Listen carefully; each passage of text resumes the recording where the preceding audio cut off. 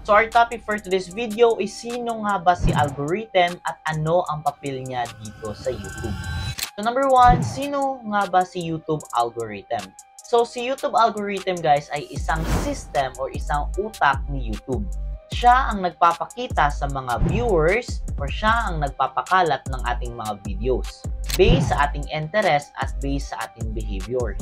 So sa madaling salita, si YouTube algorithm ay siya ang nagre-recommend ng maraming viewers sa ating mga videos. So siya ang nagpapa-viral sa ating mga videos. So paano nga ba siya gumagana? So si algorithm guys ay basic lang naman.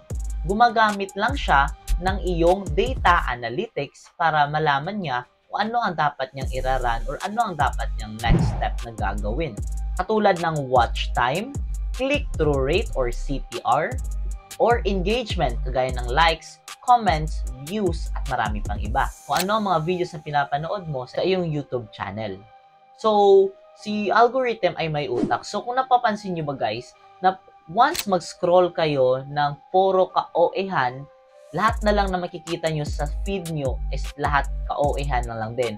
Pero kung mag-scroll naman kayo ng maraming mga nabangga or mga aksidente, ang utak na algorithm is makikita niya, ay, itong viewers na to ay gusto ang gatong mga content. So, ipupush niya pa yan sa'yo.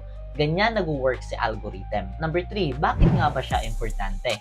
So, importante si algorithm kasi kailangan tayong mapansin ni algorithm para maging successful dito sa YouTube. The more your videos perform well, like metrics, like watch time and engagement, the more it's get recommend. So, number 4, ano nga ba ang papel ni algorithm dito sa YouTube?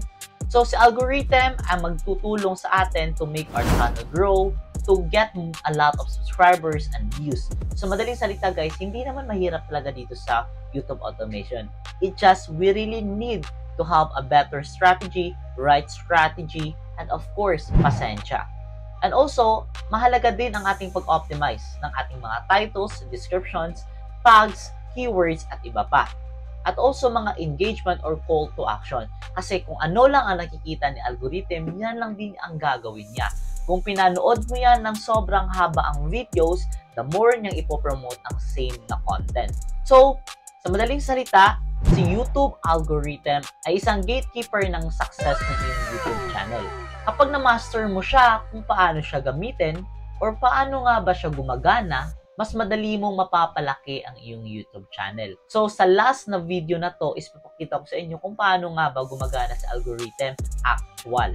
So, hopefully na alam mo na kung sino nga ba sa algorithm at ano ang papel niya dito sa YouTube. So, I will see you on our next video. Bye-bye!